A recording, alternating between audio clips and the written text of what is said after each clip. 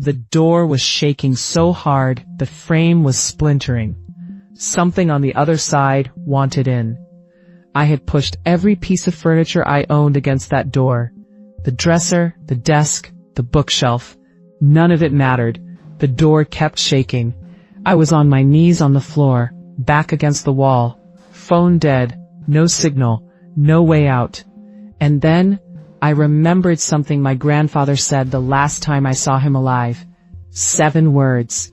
I whispered them, not loudly, not dramatically, just whispered them into the dark room. The door stopped. Complete silence. Whatever was on the other side was gone. I want to tell you how I got to that moment. I want to tell you what was in that house. And I want to tell you the 7 words, because they are not mine to keep. My grandfather left me his cabin when he passed, deep in the mountains, 4 hours from the city, no neighbors within 2 miles. He had lived there alone for the last 20 years of his life. He was the most quietly faithful man I knew. Bible on the table every morning, same chair, same coffee, same chapter. When the lawyer called to tell me the cabin was mine, I felt 2 things simultaneously. Gratitude. And a guilt I couldn't name, because I had not visited enough. Because the last conversation we had, he had asked me something. He said, "Do you still pray?" I told him I had been busy. He looked at me for a long moment. Then he said, "Whatever you do, if you are ever truly afraid, you say Ephesians 6:11. You say it out loud, and you mean it." I nodded the way you nod when you are humoring someone you love. 2 months later, he was gone. I drove to the cabin on the anniversary of his death. I thought it would help with the grief. I was right about that. I was wrong about everything else. The cabin was exactly as he left it. His chair, his coffee mug, his Bible on the table, open to a page he had been reading. I didn't touch it. The first night, nothing unusual. Just the sounds a mountain cabin makes. Settling wood, wind, distance. I fell asleep in his chair. I woke at 3 a.m. The Bible was closed. I had not touched it. I had not moved from the chair. I told myself it had fallen shut on its own. I picked it up. It fell open immediately, to the same page it had been on before. Ephesians 6. His handwriting in the margin. 1 line. For the night this place gets its visitor. I felt the cold then. Not from outside. From inside the room. Originating from the hallway. Moving toward me. Like something had been waiting for me to be awake, before it announced itself. The smell came next. Sulfur. Faint at first. Then overwhelming. Then the whispers started. Not words I could understand. More like language with the meaning removed. Just the sound of intention. Dark intention. I moved to the bedroom, locked the door. The whispers followed. Under the door. Through the walls, like they didn't need an opening. For 2 hours, they circled the room. By 2 a.m., the circling stopped, and the knocking started. It started as knocking. 3 knocks. 3 knocks. Then it became something else. The door began to shake. Not like wind. Not like a person.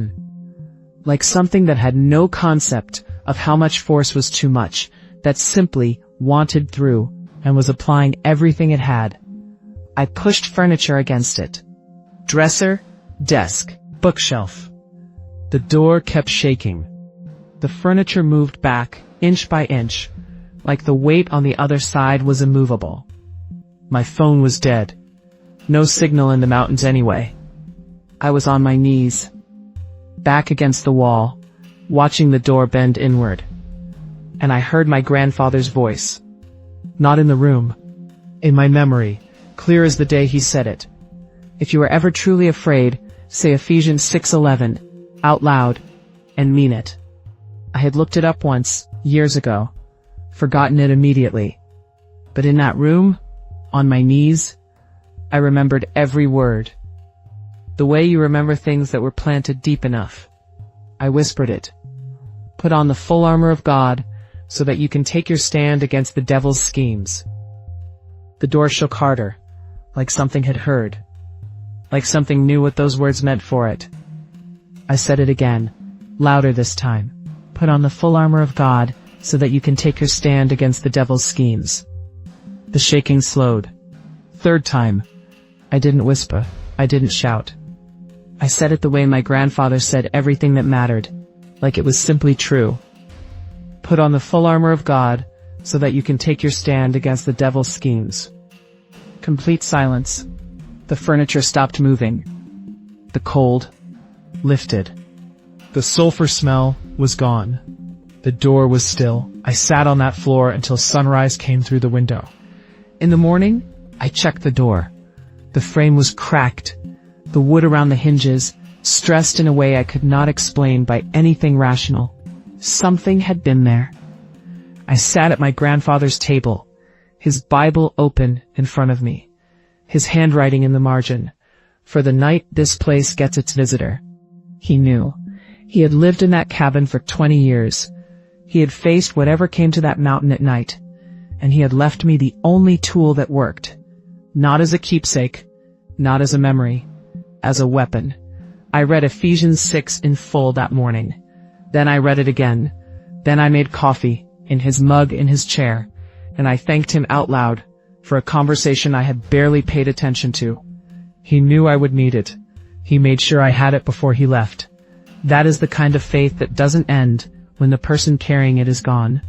I go back to the cabin now regularly. I sleep in his chair, I read his Bible, and every night before I sleep, I say Ephesians 6:11 out loud, in his cabin, in his chair, in his voice as best I can manage, not once. Because whatever came that night, learned something. That the cabin has a new owner now, and the armor fits. The door was shaking so hard, the frame was splintering. Then I whispered 7 words, and it stopped. End question. Have you ever felt something that your faith was the only answer to?